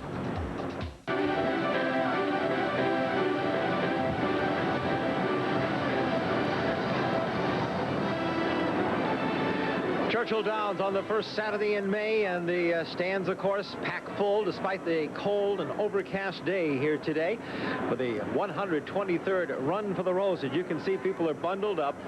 Some rule here at Churchill Downs, no umbrellas are allowed in the racetrack for safety reasons, so the folks understand that. They've come prepared, all wrapped up in their plastic, which is just killing these ladies, waiting to show off their Derby outfits. Believe me, many of them will keep that coat on all day, and they'll bring that Derby outfit out in 1998, hoping for warmer weather. Taking a look at what's coming up for you on ESPN and ESPN2. It's NHL Fire on Ice. That's ESPN2 Sunday, 7:30 Eastern. First round of the Stanley Cup Western Conference semifinals as Edmonton takes on Colorado. That's coming up on ESPN2 Sunday at 7:30. Now let's head back to the winner's circle for Kate and Brader. Well, Chris, a light rain has kicked up again, which wouldn't be all bad news for trainer Nick Zito. Part of his entry, Shammy Davis, loves an off-track, but it's going to have to rain an awful lot from now to post time to get that sloppy racetrack. But actually, both Shammy Davis and Jack Flash are in the spotlight on the front side for trainer Nick Zito as he tries to make history with his third Kentucky Derby winner. But on the backside, behind the scenes, there's another star for Zito, this one of the human kind. A year ago, Nick Zito was winning plenty of races, but he almost lost his right-hand man when groom Leroy Ross collapsed at Zito's Keeneland barn. I really don't know what happened. I fell out, you know, and the chaplain over the Keeneland racetrack took me to a UK medical center, and I was in a coma for 3.5 months. 49 years of poor eating habits, high blood pressure, and kidney problems had finally caught up with Leroy. It would be 5 weeks from the day he was admitted to the hospital before he spoke a word. And those words were directed to his boss, Nick Zito, who had just won the Preakness. After the Preakness ran, I seen a replay of it, you know, that we had won it later, later. But I didn't see the Preakness day. No, I was ill in the hospital, bad shape, like. Well, he said he was on the phone. He said Leroy's on the phone. So I said, what? He's on the phone because, you know, a month before that, he was a goner. You know, everybody knows the story by now. He was last rites and everything else. And I went over there and I heard, you know, and I said, Leroy. And he goes, Leroy, yeah, you know, just to hear some movement was a great thing for me. Leroy spent most of 1996 either in the hospital or at the doctor's office, but he was always within reach of Nick Zito's helping hand. Oh, you know, they put me up in a big old fancy home, you know. You know, and got me a home nurse. You know, and 3 meals a day and plenty of money, and yeah, they took care of me. Almost 1 year after slipping into a coma, Leroy is back at work. He's now 200 pounds lighter. He eats healthier, and he keeps his cholesterol and high blood pressure in check with medicine. A lot of medicine. They call me the drugstore. I take more pills than they got in the drugstore. I take a whole rack of, you know, I take a whole stack of pills. Yeah. Cost $362 every 2 weeks. Nick Zito is more than Leroy's boss. He's also his friend and pays the medical bills. The only thing Zito can't help Leroy do is give up his favorite habit. Well, I've been smoking these cigars so long, it's hard to stop, you know. Yeah, they say quit smoking them, you know. I'm trying to quit, you know, I'm trying to quit. Somehow, Leroy just wouldn't be the same without his wide grin and cigar. He's become the talk of the town since returning to the backside, and his newfound celebrity status has helped his recovery. Yeah, because little children want my autograph. Yahoo! A little children come in the hospital want my autograph. Yeah, I told Michael Jordan to get back.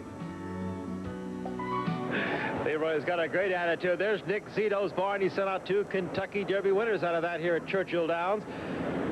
Jack Flash and Shammy Davis will be following him out of there, but right now, not on the backside, Nick Zito's on the front side as he is waiting for the horses to come over for our next live race. We'll be coming back to set that up for you in just a few minutes. The Yuma Distaff when we return to Churchill Downs in Louisville, Kentucky on Derby Day.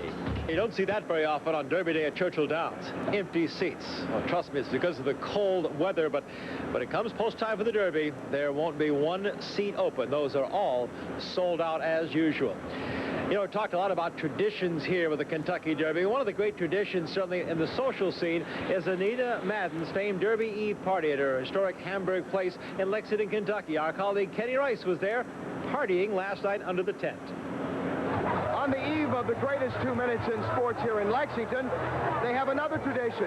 Oh, it's a 5, 6, sometimes 7-hour party where people pay $250 to $350 per plate to come in and eat some food, drink some drinks, dance a lot, maybe even make a few derby picks. And it all goes to help out charity. Which may make it easier for some of the 2,500 that packed the tent at Preston and Anita Madden's Hamburg place to justify a late Derby Day arrival in Louisville. It's Las Vegas meeting Lexington.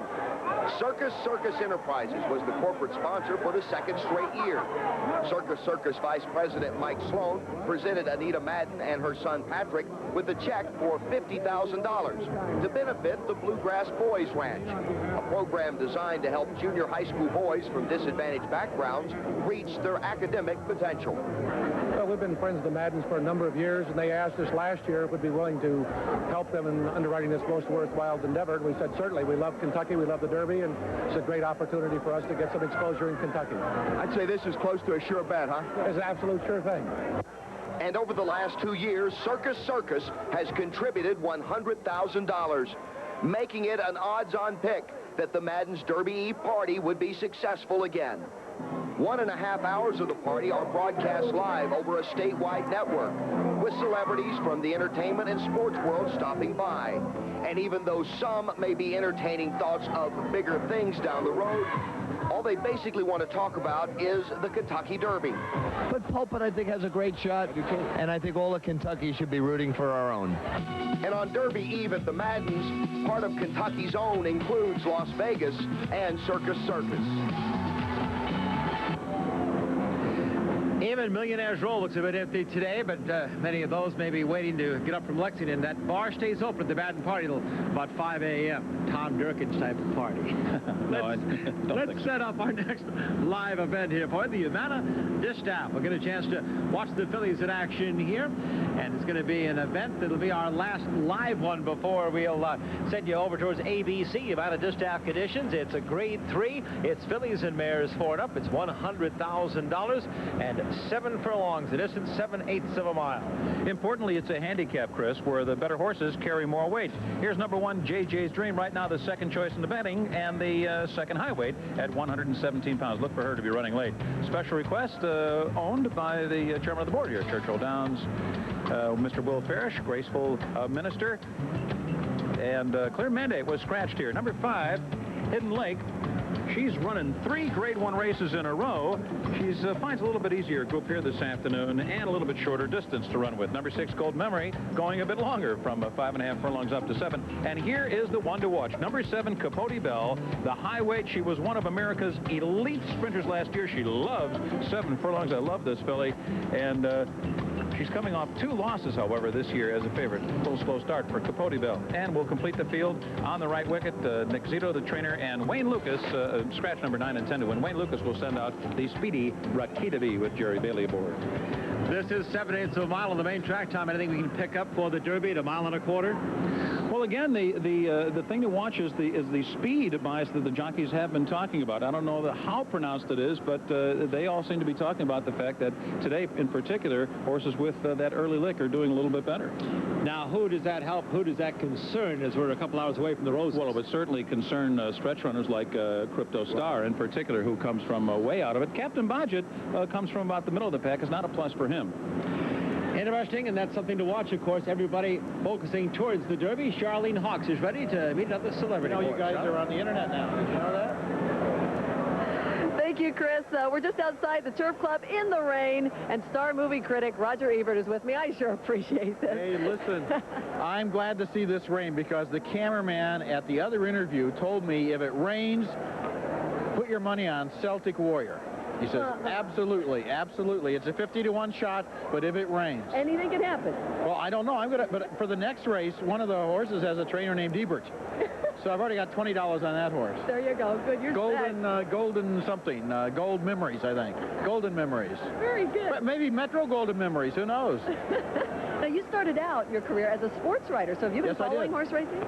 Not horse racing, no. I grew up in a small town where we had the county fair. They had the harness races once a year, but wasn't enough to develop very much expertise. I just have to ask, do you have a movie that's a favorite Derby movie, something that has Derby in it? Well, it's not a Derby movie. It's about the Grand National, National Velvet with Elizabeth Taylor. Yeah. That is the greatest racing movie I think I've ever seen. Isn't it? Yeah. It's such a classic. Yeah. Great. So who is your Derby pick then? My Derby pick is Celtic Warrior because it's raining. Really? For and sure? This cameraman told me that if it rains, vote for Celtic Warrior. We'll be coming to you later on with the big win of the day then, huh? Okay, well, I have a couple of other, I think Dr. Bodgett or whatever his name is. Captain Bodgett, yes, he got promoted. I think he has a good chance too. Okay. Okay, thank he or you so she, much, I'm Roger. not sure. Okay, thanks a lot. Thank you. We'll go to Bob now in the paddock. Well, Charlene, we talked about the Kentucky Derby and the dreams, and some of them are dashed even before the horses get to the starting gate. Case in point, trainer Walter Greenman, who joins me now, had Pacific Bounty, a nice 3-year-old from the West Coast. You came here with high hopes and a lot of aspirations, but you've encountered a few roadblocks. Tell us about it. Well, he grabbed his quarter in Arkansas, and it just didn't heal up properly, so we just thought we'd better not take a chance. What about the disappointment of it all, Walter, for you, for your connections, when you come here all pumped up, chest out there, ready to run for the Roses? Well, I've had it happen before, but never in a race like this, but it takes a little bit out of you, but we'll make a comeback. Do you suspect we'll hear from him down the road? Oh, for sure. In the Midsummer Classics, perhaps, with Pacific Bounty. Now, an upcoming race, we have a nice filly, Hidden Lake, that you're training, and although Capote Bella's up there at even money, Hidden Lake has kept some pretty fast company, and I think she's got a big shot in this race. Yeah, I think she'll run real well here. 7/8 is perfect for her. All right, Walter Greenman, who is disappointed about not having a horse in the Kentucky Derby, but could be a factor in her upcoming Yuma Distaff. Chris? Another one whose heart was broken here at Churchill Downs, of course, was Accelerator. Trainer Shook McGay, he thought he had a good one, ready for the Kentucky Derby, and got hurt while he was training for the Derby here at Churchill Downs. A shot of the paddock at Churchill Downs. You're looking at the 7-horse Capote Bell and the odds-on favorite in the Yuma Distaff, our next live race coming up. As they move closer to the Kentucky Derby, one of the horses people have been talking a lot about this spring is Concerto at 10-1. Now, what makes him unique is he is undefeated in his 3-year-old season. No other starter in the Derby can claim that. We saw him win very impressively in the Jim Beam Stakes. And what makes him a little more interesting is his owner. Leslie Visser profiles the boss.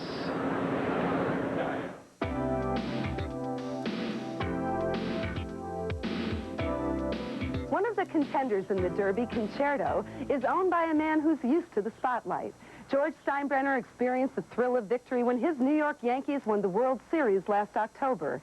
He says the first Saturday in May would be a great time to experience those feelings all over again. You can't explain it. It's like a toothache. You can't explain to anybody how a toothache feels, see? Well, you can't explain how that moment that Charlie Hayes caught that ball felt, because you've been through this trial and this tribulation, and you suffered the slings and arrows of outrageous fortune all year long, and now you come to that one moment and you are the champions. Originally, Concerto was considered a notch below Steinbrenner's Acceptable, who lost to Boston Harbor in last year's Breeders' Cup Juvenile. Ironically, the race was held the same day as the final game of the World Series. Joe Torre told me that he watched the Breeders' Cup race with you. Oh, yeah. Wasn't that the day the Yankees Final game. Yeah. He loves the horses, yeah, and so does Don Zimmer. We were sitting down in his thing waiting for this race to come on, and he said, "You're coming." I said, "We can't be. We're in the 10th post." And he says, "No," he says, "Acceptable's coming. He's liable. He's going to get him." Well, he didn't quite. He lost it by a neck, and we watched it there. And I got up and I said to Joe, "Now listen, you guys, that's the only second place I won today." And won the World Series? Yeah. Won it that night. Steinbrenner also expects his thoroughbred operation to be successful, and so far he hasn't fired his son Hank, who runs Kinsman Farm, or Concerto's trainer John Tamaro. But could the boss work for the boss? It would be hard. I'm a very tough boss, but I don't demand more from my people than I do myself. Steinbrenner brings passion to all his enterprises and has the same feeling for Concerto, whom he watched grow up on his farm. Even if you buy them as yearlings and see them raised and see them run, you fall in love with them. And then when you stop to think that this little Galloway that you saw running around the field as a yearling, and they play My Old Kentucky Home, particularly if I'm not here to audition. Anyway, when that happens, that gets to you. If you don't get emotionally involved then you're never going to get it. That's why I say when the U.S. Olympic team marches into the stadium, or one of our kids is on the standard, you know, having won the gold medal and they play the national anthem, you don't get welled up, you don't cry a little, you're not an American. Americans love baseball, and they do love horses, and sometimes the two intersect. Remember last year when the Yankees celebration included that joyous jockey, Wade Boggs? And might we see Wade Boggs go around him in a victory lap? Wade Boggs, his wife told me after the series, doesn't like horses. That's how euphoric it gets when you jump on the back of a horse like that and ride around the stadium. I mean, he doesn't even like, he's scared of horses. George Steinbrenner says that if Concerto were to win the Derby, Wade Boggs would unfortunately not be available to take that victory lap. But if Concerto were to be draped in roses, Steinbrenner would join the legendary John Galbraith as men who've won both the Kentucky Derby and the World Series. Galbraith, of course, won 3 World Series with the Pittsburgh Pirates and 2 Kentucky Derbies. But no one has done it in the span of only 7 months. Potentially a remarkable and historic achievement. Concerto is a little habit that his boss does not share. George Steinbrenner has never ducked anyone in his life, but his horse has ducked both in and out at different times. He went on to win in both instances, but the habit was most illustrated last fall in the Storm Cat at the Meadowlands, where he had assumed a very easy lead there in the blue silks at the top of the stretch. You'll see Carlos Marquez tap him with a left-handed whip, and boom, out to the outside fence. Looks as though he has absolutely no shot of winning here. He does does get back into the race, comes running and actually wins right on the wire. A very dramatic effort, and really showed his athletic ability. But as a result of that race, John Tamaro got to work and tried some new equipment, and you see that white shadow roll across the horse's nose that's used both in the morning workouts and he was equipped with in the Jim Beam, resulted in a very straight trip from gate to wire to the winner's circle, and hopefully will continue to do the trick for Concerto. Chris? And if you believe in the racing gods, they are watching America's greatest spectacle, well, then you may want to believe in Chief's Crown. He is the sire of Concerto. Lifetime earnings, $2.1 million. The champion 2-year-old only horse to be a beaten favorite in all 3 Triple Crown races. He was 3rd in the 1985 Kentucky Derby, and he is the sire of Concerto. Chief's Crown had to be destroyed earlier this week after a Paddock accident.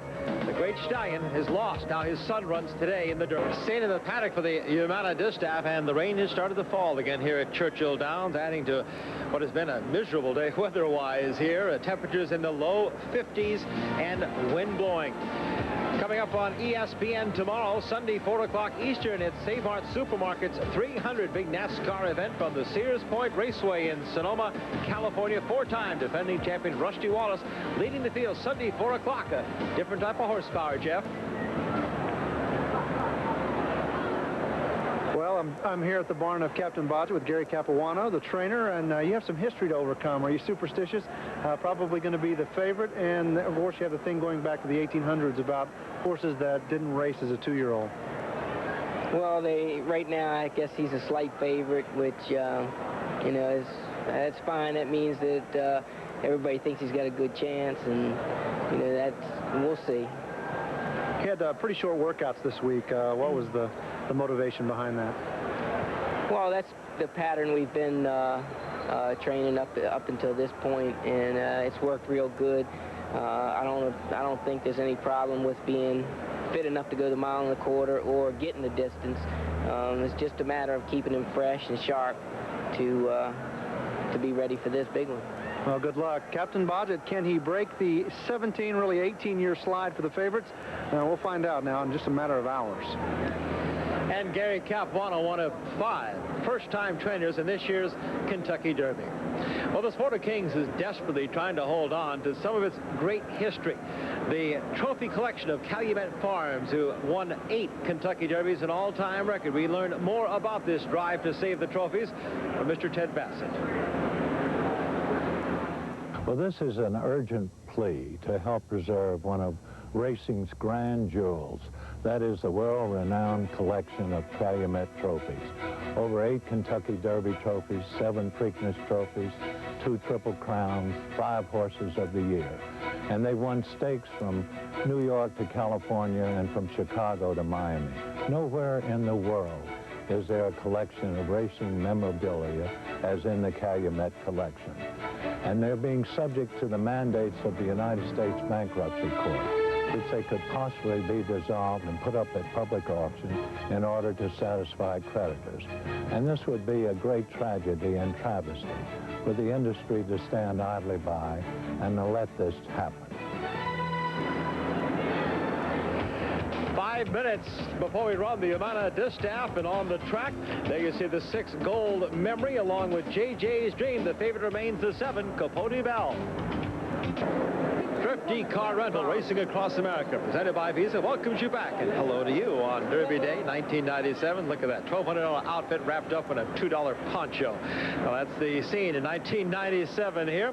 As you take a look at Capote Bell, the favorite for our Yuma Distaff, our next live race coming up in just 3 minutes. In fact, they bet her down at 4-5. Well, the Derby, of course, is all about such things as history and tradition, and also anniversaries. This is the 20th anniversary of one of the greatest Derbies, one of the greatest horses ever to race, Seattle Slew. Coming to the wire, Seattle Slew opens it to 4 lengths.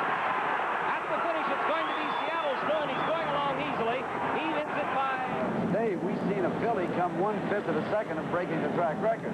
So this track is extremely fast. That's true. And this is not a fast turn. One of the great memories here, of course, horse, Seattle Slew, and what a great racehorse he was. Let's take a look now at the current odds for our Yuma Distaff. JJ's Dream at 4, Graceful Minister 9, Hidden Lake at 5. The one everybody seems to be betting, though, is Capote Bell. Look at that, bet down to 4 to 5 now on a field of 10. Bob Newmeyer with more on the race.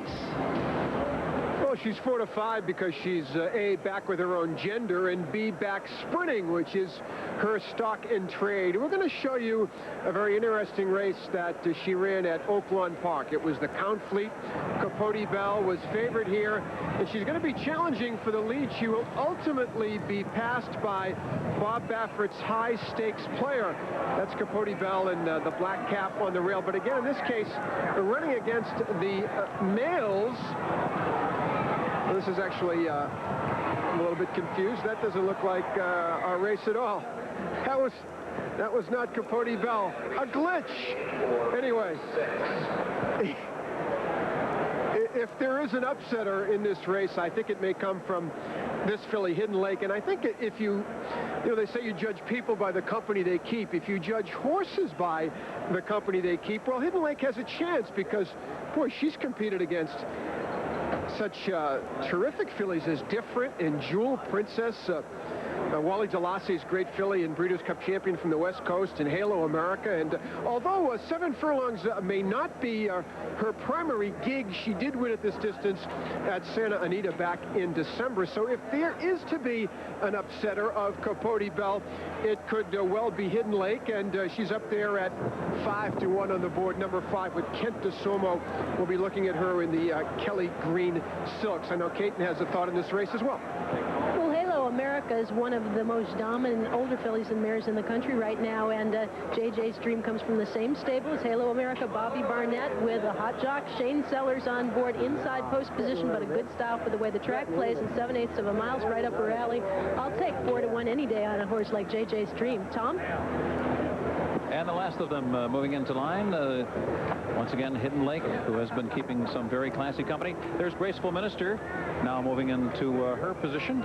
Gary Stevens, who will be riding Silver Charm later on this afternoon, in the gate, poised and ready. Hidden Lake has moved in, and we're waiting for Rakita B. In the gate, ready to go, and they're off. And Rakita B falls out on the lead, but there goes Capote Bell up and after the lead quickly.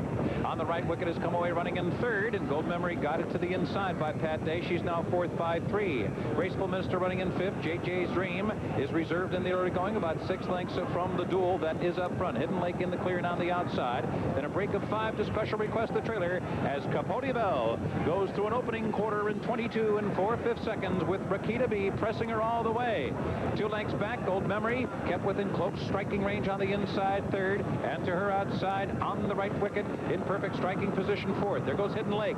Now Hidden Lake called on for more runs, still 6 lengths behind, followed by JJ's Dream and Graceful Minister. Far behind is Long Shot Special Request.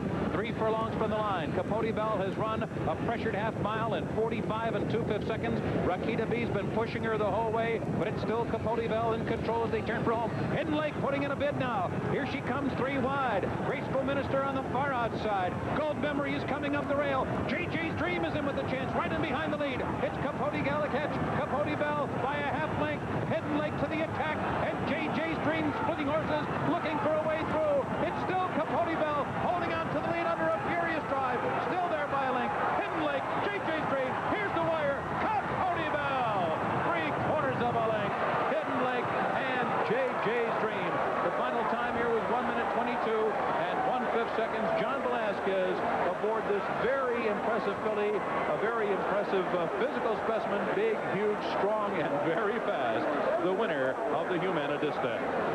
And the 6th victory in her 12-race career. First time she's won since the Northern Spur at Oaklawn. Capote Bell will take another look, and Bob Newmeyer will take us through the stretch. Bob? What a gutsy effort by this champion.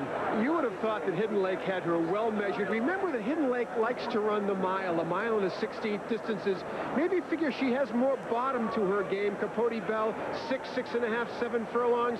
But the guts that this filly showed here this afternoon and the elation of rider Johnny Velasquez. This guy's one of the most underrated, I should say, jockeys in our game, and he is very, very happy. There is a photo for second, but I'm certain that Hidden Lake will be the second place finisher in this race with JJ's Dream, a very close third, as again we go under the microscope for our place photograph. But the clear-cut winner, and an impressive one indeed. Capote Bell was a very talented entrant in last year's Breeders' Cup Sprint. Ran a creditable race, not good enough, but showing great heart here this afternoon. Chris? When we return to Louisville, Kentucky, we'll make it official. The Yuma Distaff and talk to some of the winning connections as John Velasquez brings Capote Bell back to the winner's circle. And here he comes down the stretch with her. ESPN's coverage of the 1997 Kentucky Derby Special is being brought to you by Thrifty Car Rental. Best of all, it's thrifty. By Nicorette Gum. You can do it. Nicorette can help. By the Las Vegas Convention and Visitors Authority. Get away from the ordinary and discover the extraordinary. Las Vegas. Call your travel agent today. By Claiborne Farm, where champions begin. And by Western Pacific, with low-fare Boeing jet service to cities coast to coast. The winner's circle for the Yuma Distaff. Capote Bell is a 4-year-old filly by Capote, a former sprint champion out of a Papiano mare. Rhythmical, and Derby ties are everywhere. The breeder, the Genner Stable. Remember the Genner Stable? This is Francis Genner with Unbridled, 1990. Colin Nasker making that great call to her. John Velasquez, the winner's circle with the connections, owned by Robert and Luana Lowe. Let's take another look at the Yuma Distaff with Tom Durkin. Well, Capote Bell, there's her style. I just love the way this filly runs. She's got a real long neck. She just kind of pokes it out there. You don't have to give her too much urging. John Velasquez just shaking the lines at her. She knows what to do. A very powerful and impressive physical specimen. JJ's Dream, by the way, who was conserved early by Shane Sellers. That's the gray filly trying to find her way through in between horses. She does her best running in the last 1/8 of a mile, but in this speed propellant track today was not going to catch Capote Bell. A magnificent filly. One of the best sprinters in the country last year. She was among the favorites in the Breeders' Cup Sprint, just getting beaten 4 lengths in that event. Let's go down to Caton. Well, I'm with the winning jockey and the winning trainer, Danny Pites. First up, this filly just seems to be so easy in the way she falls out of the starting gate and gets right to the front. She's got a lot of natural speed. We're hoping she'll carry it a little bit farther than she did today, but when you have a filly like this, you just stay out of their way and try to keep them happy. Beautiful filly. Just pleasure to be around. Did the race come together the way you expected? On paper, it didn't look like there was a lot of speed in the race. That worked to our advantage. I think the track's probably playing a little bit to speed today, too, so all John had to do was get her out of the gate, hang on. Let's take a look at him doing it. John Velasquez, is she as easy to ride as she looks? She actually is. She's so nice to ride. I mean, she does everything so easy, though, you know, and she's so big. And for a big horse, she's so fast, and you don't even know she's going so fast, you know. But, you know, the speed's been doing really good, though, you know, and she handled it very good. She handled the crowd really good. She was so relaxed going to the gate that I knew this was her day today, you know. Relaxed, but in full gear here at the top of the stretch and through the lane. Down the lane, I just kind of have to keep her busy because she gets to play around when she's in front like that. And you can see the ears going back and forth, you know. So you kind of have to stay out, you know, keep her busy. And she really responds for that. Well, a little rain, a little cold weather, and certainly didn't put a damper at all on your reaction after the wire. Well, I'll tell you what, I'm so happy to win with this filly. You know, she's been back to herself, and I'm really happy, you know, that I'm back on her again, and I got to thank Danny and the owners that really kept me on her. Well, John, I know it's nice to be involved on Derby Day in a year that's been a little bit difficult for you as far as the 3-year-old picture goes. Yeah, I had so many 3-year-olds going to the Derby, and then neither one, I mean, 3 horses, and they didn't make it to the Derby, so maybe next year.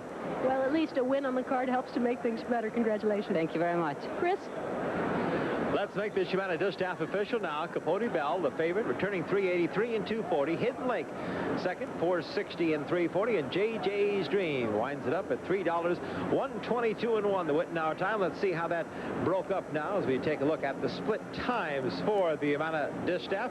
Again, they finished at 122 and 1. They started at 22 and 4, hit the half mile at 45 and 2, and finished off the 7/8, 122 and 1.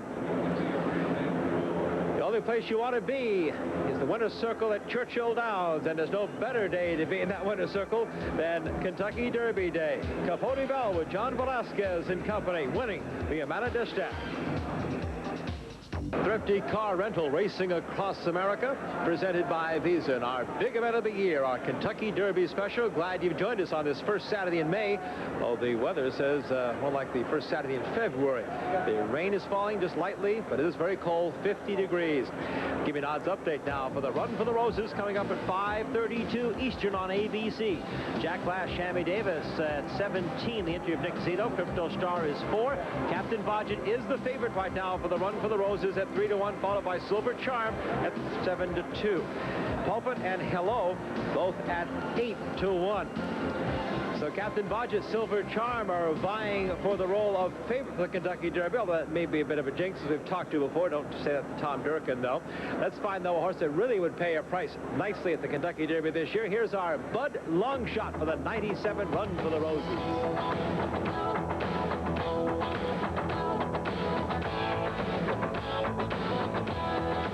They say nothing in life is free, but our Kentucky Derby Bud Longshot Freehouse might be a very good investment. The great Californian has the tactical speed necessary to maintain a forward position in a derby that figures to have moderate pace. And he has already defeated his main West Coast rival, Silver Charm, twice. Most recently with a gritty performance in the Santa Anita Derby.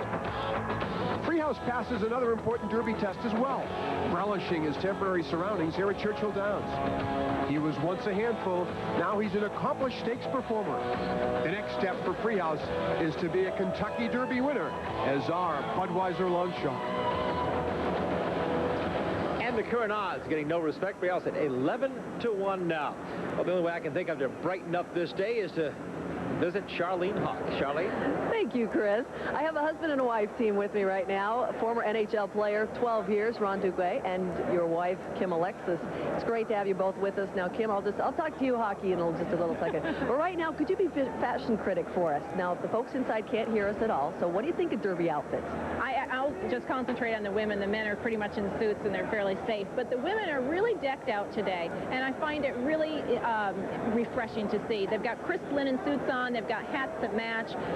You've got beautiful, creative hats. It just sort of polishes off the outfit and makes a real classy look. And the women really today have done a very good job. There's a lot of white hats. There's a lot of like yellows and bright colors, so you've got some spring looks. But pretty much it ties the whole outfit together and makes a nice Derby Day look. And you look great. You look perfect. Now, you finished your career with the Kings in 1990. They're not in the playoffs, but the Red Wings and the Rangers in the playoffs. Where's your heart? I believe my heart is with the Rangers. You know, if you ask me who do I think is going to win the Stanley Cup, I'd like to see the Rangers win only because, but I think it's going to be New Jersey and Colorado in the finals. It'll be Colorado winning, assuming they don't have any serious injuries. Now, I bet you have no idea that tonight on ESPN at 8 o'clock, it's Philadelphia at Buffalo. No idea, right? Oh, absolutely. I'll be there in my room. He already checked the TV guide. I'm telling you, before we left today for this Kentucky Derby, he had to check. He said, 8 o'clock, honey, that's the game. It's like, that's our evening. Any room in there with your thoughts for horse racing? Yeah, I mean, I love horses. I love the action, and that's why we're here. You know, we figure we're going to do this the one time, and we just love the speed and the strength of the horses. And my favorite, I believe, I don't know what Kim is, but Silver Charm. He's a gray horse, and a lot of gray horses do well when it's over a mile run. So look to see him finish in the top 3.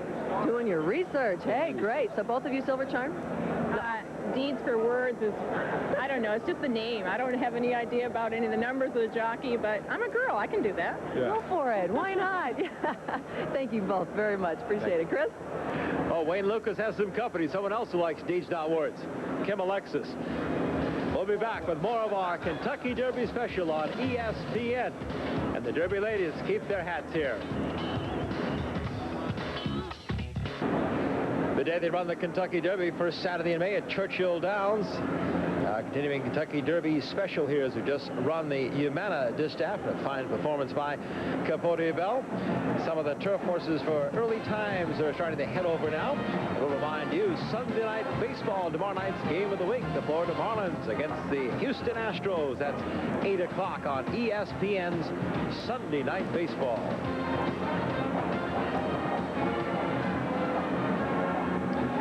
Well, as we look ahead to the Kentucky Derby, the 8th race on the card this afternoon, again post time at 5:32. You may be wondering about some of the keys to the race. Let's check in with that. Well, I think there was over 100,000 people here, and that means there's over 100,000 opinions, but Tom's opinion is pulpit in the pre-race is a key. My colleague, Caton Brader, believes that the winning move on the final turn is the key. And I suggest that pace makes the race is the key to this Kentucky Derby. You know, over the years that it suggests that horses that come from off the pace are the ones to follow. The last 11 years, it's almost 90% horses that come from way back. But in that time, they've guaranteed a good, strong early pace, 45 and change, 46 and 1 and 2. And the way the Derby's configured this year, there aren't many front-running types in the race. So I think that particularly if Gary Stevens aboard Silver Charm with the speed closest to the rail can go out and perhaps take the lead himself or sit off Shammy Davis through moderate fractions of 47 and 48. He will have a very, very good chance to win this Kentucky Derby. I know Tom Durkin has a different slant. Tom? Well, I'm not totally in disagreement with you as far as the pace is concerned, Bob, but horses have to be physically prepared for the Kentucky Derby, of course, but there is a mental preparation as well. And if you have the luxury of being able to make your Kentucky Derby bet just a few minutes prior to post, you might want to take a very good look at how the horses are reacting to this huge throng today, particularly Pulpit. Now, he had been excused from his post parades earlier to go off to find the serenity on the far turn where nobody was and was nice and quiet. He could get composed, and then he would go run the race. There's the far turn. There's no serenity over there. Mostly guys from the Phi Beta Upsilon fraternity screaming and yelling among the 120,000 very vocal bettors here this afternoon. So take a look at Pulpit before the race and see if he loses it. Now let's take a look at Caton.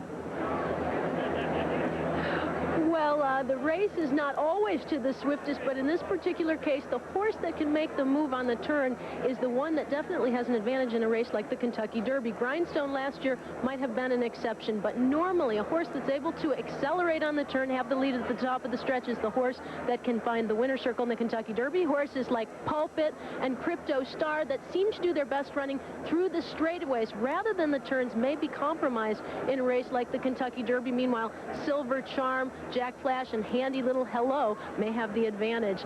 On the track to check it out, though, Jeff Metters.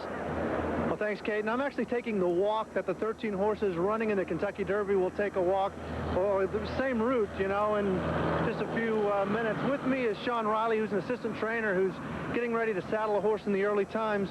What will the trainers and the horses be feeling as they get close to this grandstand and the excitement in the air really becomes apparent? Right now, everyone's going to be a little more on edge. The closer we get, you can feel walking over the atmosphere. It's just electric. So the horses, you know, they can feel that as well. So, you know, we can see in front of us the horses are all on their toes. And, you know, when we get in there, we're just going to try and contain all that nervous energy. And then, you know, when they get in the gate, they're just going to let it all go. Well, with a packed crowd like you have today, it's got to be really hard to harness that energy and keep things from getting away from you. Well, we're lucky with this horse. He's a classic overachiever. You know, he loves the big days, the big crowds. So it'll play right into our hands. Well, you trained for Niall Callahan. How long till you guys are bringing one over for the Run for the Roses? Well, we've had one before, and hopefully it'll be soon. What does it feel like to you to come here on a day like today and be a part of this race program? Oh, this is what it's all about. This is why we get up at 4:30 every morning, because days like this just make it all worthwhile. And thanks very much. Well, for me, I've been trapped on the backside really for the last 2 or 3 days, and it's an incredible feeling to walk out here and see the crowd and be so close to the spires and, well, stroll down the track that's going to hold so much excitement in the coming hour. So It's an incredible experience, to be honest with you. It's a little bit overwhelming. Back to you guys. I can imagine, Jeff. I was just glad to get that information of why they do get up at 4 o'clock every morning for days like this, the Kentucky Derby. Senior golf coming your way on ESPN with the Bruno's Senior Golf Classic. Hale Irwin, the senior money leader, and of course just won the Senior PGA, will lead the way. Join us on ESPN tomorrow, 2 o'clock for Bruno's Memorial Classic Golf with Hale Irwin. We'll be back with more of our Kentucky Derby special. ESPN's coverage of the 1997 Kentucky Derby Special has been brought to you by Thrifty Car Rental. Best of all, it's thrifty. By Visa. It's everywhere you want to be. By Brewery Fresh Budweiser, who reminds you fresh beer tastes better. By Priority Mail from the U.S. Postal Service, when your priority is fast delivery for less. And by Gateway 2000, personal computers, factory direct. Ground transportation provided by Thrifty Car Rental, with airport and neighborhood locations worldwide.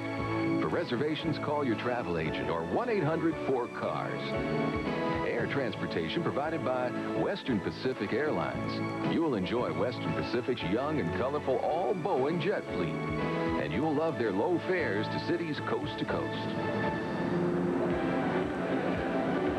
The Roses, the Run for the Roses. That's what it's all about this afternoon here in just about an hour and 6 minutes.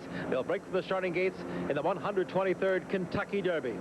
And you'll be seeing it live on ABC Sports. Their coverage starts in just a few minutes at 4:30 Eastern till 6 o'clock. But then we'll be right back on ESPN2 for the Kentucky Derby Highlight Show. That's 6 to 7 o'clock Eastern. Let's go down to Bob Dumeyer with his Kentucky Derby thoughts. Mystifying to me how a horse like Pulpit could suddenly drift to 8-1 off 4 wins and 5 tries. But I'm going to stick to my guns and go with Gary Stevens and Silver Charm as the controlling speed from the inside on a speed bias racetrack, and a race that doesn't have does not look like it has a lot of front pace pressers. So Silver Charm. I'm freezing, Kate, and that's why the words can't come out. Over to you. Well, I am equally surprised with 8-1, and for my money, Pulpit's done little wrong, but lose to Captain Bodgett one race of his career. He'll break the hex this time without starting as a 2-year-old and hopefully overcome that far turn to have the lead at the top of the stretch. We'll go with Pulpit. How about you? Well, all along I've been thinking about Concerto. I'm still thinking about Silver Charm. All the folks inside, they have been now deciding on their picks, and a lot of them are going with long shots. So, you know, the weather is a big factor. Chris and Tom? Oh, Captain, my Captain. Captain Bodgett for me, Chris. All right, Tom. And for me, of course, it's just, I think as somebody said, Red Smith, in fact, it's the best story. And there's so many great stories, as always, in the Kentucky Derby. Remember, more than 32,000 foals born in this country. 388 nominated the Triple Crown. Only 13 will run today for the Kentucky Derby. Maybe they'll be one of the great champions like we've had in the past, like you'll see now in the Kentucky Derby.